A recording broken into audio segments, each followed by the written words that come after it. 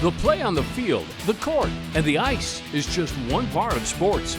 Behind every game are the people hard at work so we can enjoy the action.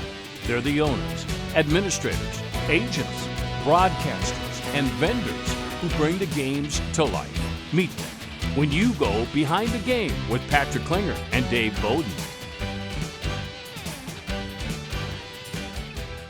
Welcome to Behind the Game. I'm Patrick Klinger, president of Agile Marketing Partners. Alongside me, my co-host and one of the top-ranked super senior beer pong players in the country, Dave Boden.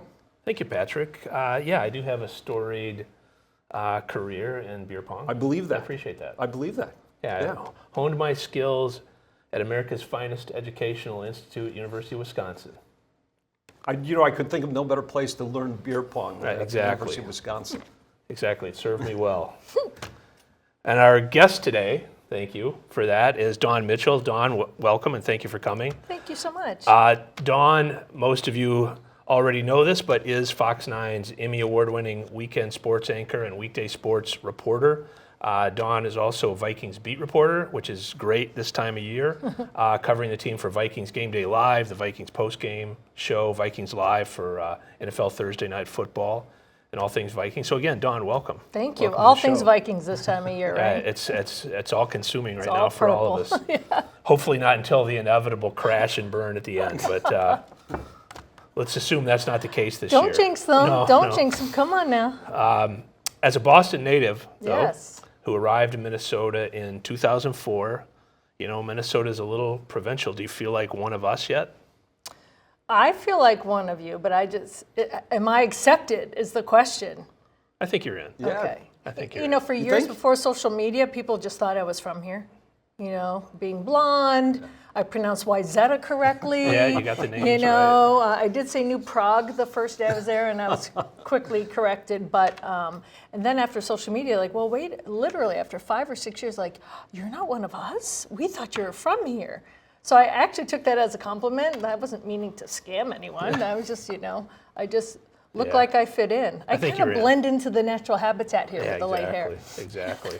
Over the last 20 years, the teams in Boston have had tremendous success. I think 13 championships by Boston teams or Massachusetts teams since 2004. Fortunately, the Lynx have given Minnesota 4 world championships, but none of the major men's sports teams have done anything in, I think, 30 plus years. There's a running joke that I'm the jinx because I got here in 2004 and then flatline, right? So it's ironic you bring that up because nobody won when I was growing up except for the Celtics in the 80s when I was little, and yes, I was so happy, like Larry Bird and all that stuff, but not until I left did they break the jinx, Curse of Bambino, gone. I actually watched it on my I had a blow-up mattress here because my stuff did not come from Chicago yet, and I had my dog. I had the TV set up, and I watched the Red Sox, win their first World Series. But it's so funny. I did not get to experience any of that because I didn't live there, so I didn't cover it. I didn't do any of that. And then when I went to Chicago, after I left there, the White Sox won the World Series. The Blackhawks won. So Torrey Hunter, when he was here, joked, "When are you leaving?" Because then some guy's team can win. So I hope I'm not the jinx. I don't jinx the Lynx. I don't jinx college. But maybe this is the year. Maybe this is the year. Yeah, this is the year. I like the way you think. So you mentioned Boston. We talked about that, how you came from Boston ultimately. But why don't you tell us a little bit about your journey from Boston and growing up to here and what led you into sports journalism and got you here to the Twin Cities? I hated math and science, even though I could do it and I was a great student. It's just wasn't my jam, right? Did they have beer pong where you guys went to school? I went to Boston College. Yes, we did. Good. Yeah, we have beer pong. Are you lefty or a righty, though? Oh, I can go either way. Me too. I'm an ambidextrous beer ponger. Right. The true skill can come from either side. I just don't like beer. I don't like beer. Well, that would be a little problem. Yeah, so I'd hand it off. My dog was really good at fetching the ping pong balls, by the way, but I digress. I played sports growing up. I had 4 brothers, no sisters. My dad was a former athlete. My mom believe it or not, loved the Vikings, but loved football. And of course, you love the Patriots first, but it was always on the Vikings and the Dolphins in our house. You couldn't talk if they were playing. And I remember I asked her one year, why do you like the Vikings so much? And she's like, Dawn Marie, I love myself a good underdog. So in our house, you know, so you couldn't talk when that was going on. But I just played sports with my brothers. And so I went to Boston College and I was an athlete there. And it wasn't until I think I declared my major my freshman year, communications, only because I don't want math and science. I don't think I can sit at a day job, 9 to 5, behind a desk. And I loved sports and I loved writing. And I just kind of fell into being an athlete, you know. There's this one class, philosophy of sports, and I'll never forget it. Mike Lynch, he was a big sports anchor in Boston for years, came in and spoke to our class. And he was talking about that. And it kind of clicked. I raised my hand and I said, do you think a woman could ever do that? And he's like, absolutely. I think you could do that. Now, ironically, the next year I got an internship at his competing station. So when I saw him out in the field, he was like, oh, really? Okay, I see how you are. Yeah. But that's how I got into sports. Yeah, and never looked back. Got my first job 2 weeks before I graduated college. Awesome. Yeah. You know, Dawn, women have come a long way in sportscasting. In the early days, they had sort of this Barbie image, and oftentimes it would be, you know, an attractive woman who would come on to do the weather for the NFL pregame shows, those kind of things. Obviously, we've advanced many, many miles, and we've got highly accomplished, highly respected, award-winning talent like you. I mean, were there any reporters, male or female, who really inspired you to get to where you are today? Yeah, I was so lucky to have the opportunity to be kind of cutting my teeth at the same time Jackie McMullen was a reporter at the Boston Globe, and Leslie Visser was doing sideline. She was also at the Boston Globe, but now doing football. And then there was another woman, Alice Cook, and she's a former Olympic pairs figure skater, but she was a reporter at WBZ. So I had these three women, but there was also so many men that, you know, when I was in Boston at the time as my internship, there were so many huge, Dan Shaughnessy was there, Will McDonough, Sean's dad was there. So I had a chance to see how all the women interacted, how they carried themselves and what they did. Jackie McMullen, she was pregnant covering the Celtics. And I just saw how they treated her like a sister, a best friend. They respected her. When she spoke, they listened. So I think I picked up a lot about how they carried themselves. And also Greg Gumbel, when I was behind the scenes, I also picked up from men that you could be at the very top of your game, and God rest his soul, because he just passed away, and treat everyone with kindness and respect. You didn't have to talk down to. I noticed that the people that were talking down and treating people rude were the people that I felt they had to claw their way to the top, or always felt less than. But the ones that were truly talented and truly secure, they were at the top of their game. I learned from them. So it taught me that you could be kind, you can be yourself, but you have to be prepared. And you have to carry yourself with a certain level of respect for yourself, and then others will respect you. So that's what I learned. But I think, how lucky was I? You know, Leslie Visser was the woman that was saying, you should be on air. Because I was behind the scenes. I was a stage manager right out of college. She's like, you know the sports. You can write. I've seen your writing. Like, you should be on camera. And I never really wanted to be on camera. Like, I got to wear makeup every day. My hair is naturally curly. This is work, you know? So, you know, it just turned out to be that way. And I'm kind of an ambivert. I can be extroverted with people I really care about, but kind of introverted, you know, as a good student. And so the fact that you have to be on all the time didn't really appeal to me. And then after you realize that you don't have to be fake and on, you can just be yourself. And my job is to get to know you. Like, you have a story, the athlete has a story. My job is to get you to tell your story. So I'm not even part of that. That's how I go into journalism. I should not be part of the story. I'm just the conduit. And so it made it easier for me. I don't have to be that person. I can just be me and bring out the story. So that's kind of how, you know, I had great role models, but great leaders to show me the right way to do it. Well, it sounds like you had some really good role models, and I think you probably are a role model for many others now yourself as you've advanced in your career. but things have taken some time to change. Have you faced some challenges that maybe you shouldn't have had to as a female sports reporter coming up in the business? You know, it's funny because people ask, what is it like to be a female sports reporter? And I'm like, well, I've never been a male reporter. I just think this business is cutthroat to begin with, so it's tough just to begin with. Right. But I think as a woman, it was hard for me when you're looking for a job and you know there can only be one in a sports department. You know, like if you're applying for jobs, and I'm like, oh, I want to get a job in, let's say it's Minnesota. I would always look, and if there was already a female in the sports department, 9 times out of 10, they weren't going to hire another one. Which is why I now look, and you can look on, it's FanDuel Sports Network North now is what it is, but you see Marnie and you see Rebecca Brunson. I'm like, yes, because back in the day that would never happen. So I wouldn't, it's not fair for me to say, oh yeah, there's all these hardships. I think the business is hard for men and for women. But now that there's more opportunities, I remember I would look on the whole front row at the Dome and then US Bank Stadium a little bit when it first opened. And in the front row of working journalists, I was the only woman. And there had been times where I was covering a game and I needed something and there were no other women in the press box. The only other women in the press box were the women serving the lunch. And that sometimes would be like, to me. But now I look around, and Leslie Visser would say this to me. She goes, every time I look around and I see another woman like you in a sporting event, it just makes me happy. And that's how I am. Like I look around now, I'm like, yes, and they're not just journalists, you know, they're PR people, they're stats people, they're everywhere, and that makes me so happy. I think that's the change I've liked seeing, yeah. Well, and hopefully, I mean, we're asking a couple of those questions, but maybe we're not that far from where that doesn't come up as a question anymore. Exactly. Hopefully. Yeah, I'm kind of sick of, the first woman, the first is, I'm very proud at the same time, but I'm like, really? Can we be done with that? But, you know, that's what you have to go through.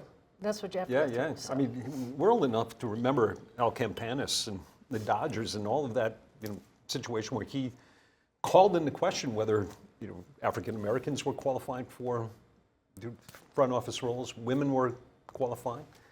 And to look at where we are today, it's where it should be. Mm-hmm. A few years back, Dawn, you publicly called out a sexist troll on Twitter. I call it a lot of trolls. Which is a good thing. For many maybe things, I should just probably. not, At the time, you said it was an example of the harassment women face on a daily basis. Online, for sure. It must be incredibly frustrating to get those kind of comments and attacks by people who are hiding behind social media. I get to a certain point where I don't take it personally, and most of the times I laugh and I'll say something sassy back and they take like I'm all offended. I'm actually not. I'm laughing and making fun of how ridiculous this Twitter troll is. But when people just come out, and you don't know now if it's a bot or, if it's a real person or if it's a fake person. But back when it was mostly real people, who are these keyboard warriors, that sit at home and I feel bad because they're probably unhappy with themselves. So let's just stir the pot. But I think at some point I have to stand up for the women that come behind me. And if I'm at a position in life where I'm not really that upset, but I'm going to call you out on it. Like, when I'm really upset about something, I don't talk, I don't say anything. But if you annoy me enough and I'll say something, I'll say it back. Like, yes, like I don't like bullies. I don't like bullies. And if I'm not going to be the one to speak up, shame on me. That's what I say, So just a quick follow-up on that, because you hit on something you just wonder about. What do some people do all day when they only have that? But how has social media really changed your job and what you have to do? And that's the downside, but maybe there's some upside as well. Oh, there's a lot of so. upside. That's why I embraced it. I didn't really want to do social media, and we had to. That was a requirement. And we're evaluated. That was part of our evaluation at the beginning, how you handled your social media and how many people you engaged with. And what I loved is that now I can follow these other journalists that are on other teams so that I can follow what's going on there. If there's a trade, if something's going on, it's almost like now your network of sources just grew. And that's how I looked at social media. I looked at it as a tool to do my job better. And if I have to handle a couple of trolls along the way, fine. If I felt like it, I would sass back. Sometimes my boss would be like, please don't sass back. Yeah. And I'm like, okay, permission to not engage, then yes. And I love that as well. That, some of them you're just like, if I just see someone spewing hate, I just mute them. Because back in the day, if you block them, they could see that you were blocked and they would form 5 more and then come at you with pitchforks. So now it's so much easier just to mute them. But for me, for my job, I can retweet my stories. I can, follow an athlete who's doing good works and retweet his things. Or, hey, I know about this guy. I have a source in Washington. People are like, oh, a source. Well, yeah, because of social media now, I used to know 2 reporters. Now I know 5. And, you get information from people. So I use it to my advantage that way. Yeah. But I had to throw my dog into the mix because I didn't like showing, I didn't like opening up. I don't want people to know my personal life. Not that I'm hiding anything, but especially as a woman in this day and age, you have to be careful. But they want to, just like when I was little and I wanted to find out what my greatest stars loved, right?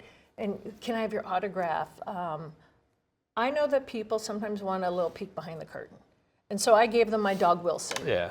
For 13 years. Always a winner. He was a good dog, and that was it. People love dogs, so that kind of ingratiated me a little bit to social media. Let me open up a little bit more. Like my brother's like, you're doing this social media thing?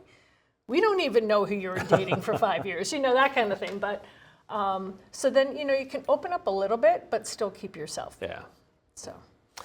Sports is definitely not a 9-to-5 job, right? No. And covering sports is not a 9-to-5 job. Oh no! You speak my language. Yeah, it's a lot of late nights. Mm-hmm. How do you find some sort of work-life balance in this industry? I'm still looking. I am still I'm not being glib, but I'm really being honest that it's hard. I have worked every single weekend of my adult life in this business. I'm the weekend anchor. So I've been here 20 years. So if there's a Friday or Saturday night that I want off, I have to take a vacation day or a personal day. So I've worked every single one unless I take that. It's not just off. But you have to work really hard at it. You have to set boundaries too. And I think the older I get, the more I set personal boundaries. And I'm going to use all my vacation time. For years, I would let 1 or 2 weeks roll over, and it was use it or lose it, so you'd lose it. Now I'm very, very cautious of, listen, I want to see my family. I want to take a vacation. I'm going to use a personal day it's a friend of mine's birthday, and she shows up for me, I'm going to show up for her. But that usually means I've probably used 2 or 3 weeks of vacation time just to take a day to go to something that I wanted to do. That's kind of the hard part. And then in sports, I went home for Christmas. It was the first Christmas I've been home in 5 or 6 years. And I think in the 20 I've been here, I've only been home like 4 times for Christmas. I've never been home for a Thanksgiving. So you have to work hard because people, they just remember you weren't there. And you talked about what a competitive business it is too, and you have to do sometimes what you have to do, but that makes that balance and hard. Back in the day too, you were afraid to take a day off because what if someone else filled in for you and then they took the job. That's kind of just how the business was. It's not like that really anymore. They want you to take, I know at Fox 9, our bosses want you to take your time. They want you to find that balance, like a happier person is a happier worker. So, but I think earlier that's just how broadcasting was, someone would try to take your job if you're gone. Right. I think I went to Europe for 2.5 weeks in March. That was the longest vacation I've ever taken in my life. And it was great. And no fear of, I'm not going to come back and have a job, So I'm working on it. So you've always tough, I'm sure. And, you've established a lot of credibility here in the Twin Cities and nationally, I'm sure, as well. But at times you were new, or now you meet new athletes, new sports management and others, and so you always have this. And what are some of the strategies you use to sort of build that trust and credibility and respect with all of the athletes and others that you have to interact with on a regular basis? It's funny. I don't think I've ever had a strategy. I just show up as myself. I think that's the most important thing. I think if I show up every day and I do the job and I'm consistent and I'm a good person and I'm kind, it doesn't mean you're not going to have some frustrating days. But I think the only difference now is when I was younger and if I was going to interview someone, they gave you this look like, what does this blonde have to say? Like they don't say it, but they kind of look at you. And then somewhere along in the interview, as you're talking to them, you see them change. Their face changes like, she knows what she's talking about. And whenever I saw that change, in my head I'd go, it used to annoy me. And then for a while, when that change came, I used to laugh like, here it comes. And then now I don't even care. Like, I know that sounds bad, but I just show up and I really want to talk to the person. I really want to have a conversation.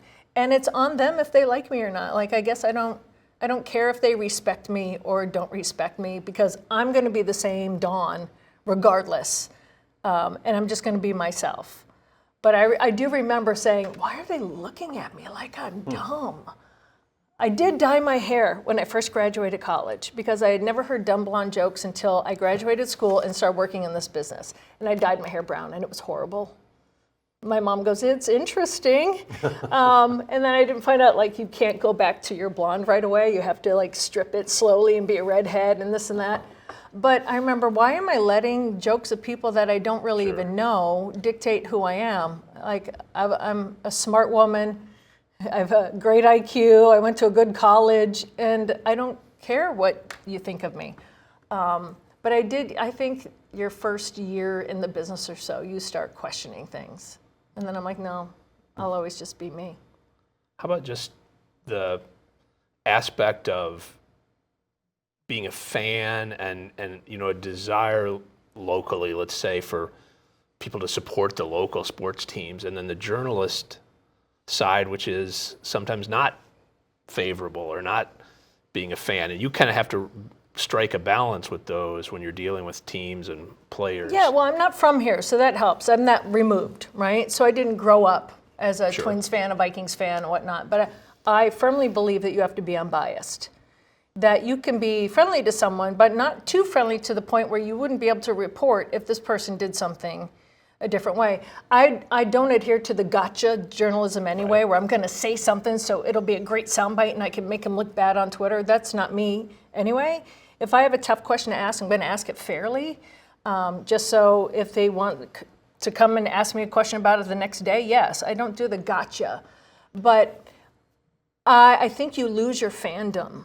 It's very hard for me to be a fan of a sport now.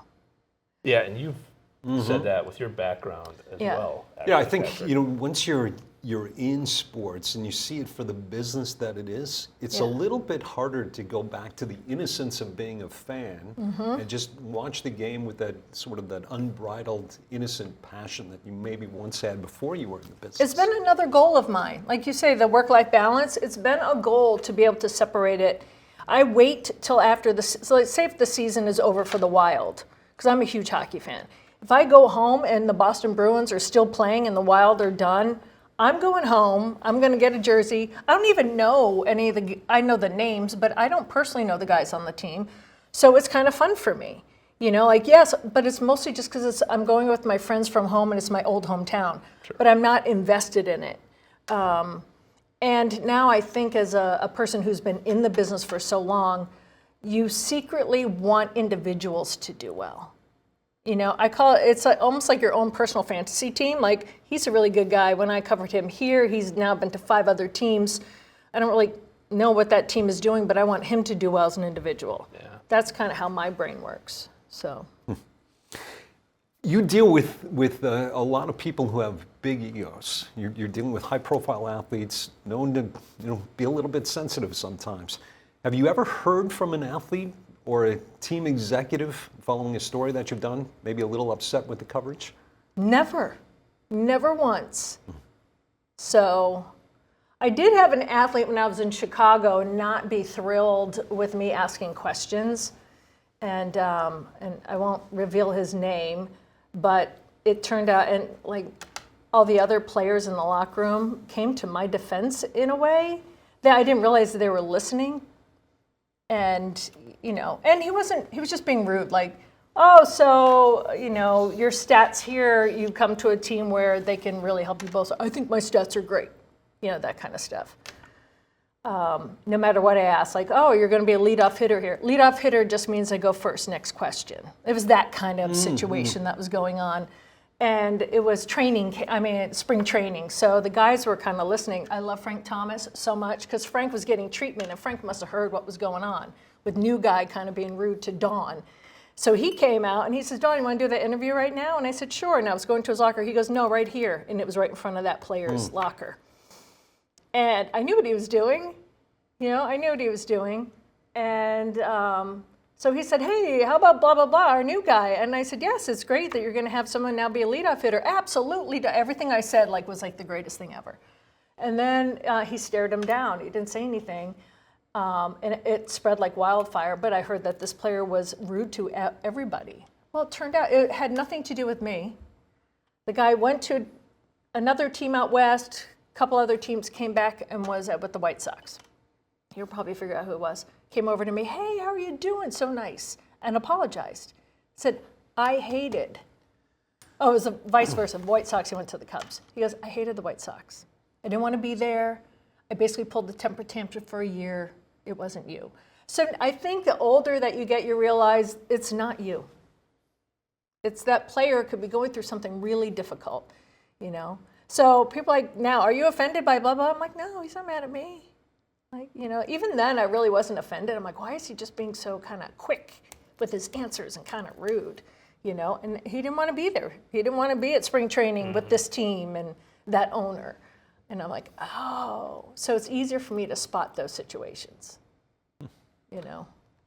So we've had a lot of change, especially, or a lot of focus over the last few years with women's sports and female athletes. There's been a lot of big stories and news. Last year we had a college basketball player, one of the most recognizable athletes in the country for a stretch of time there. I mean, that was must-watch TV.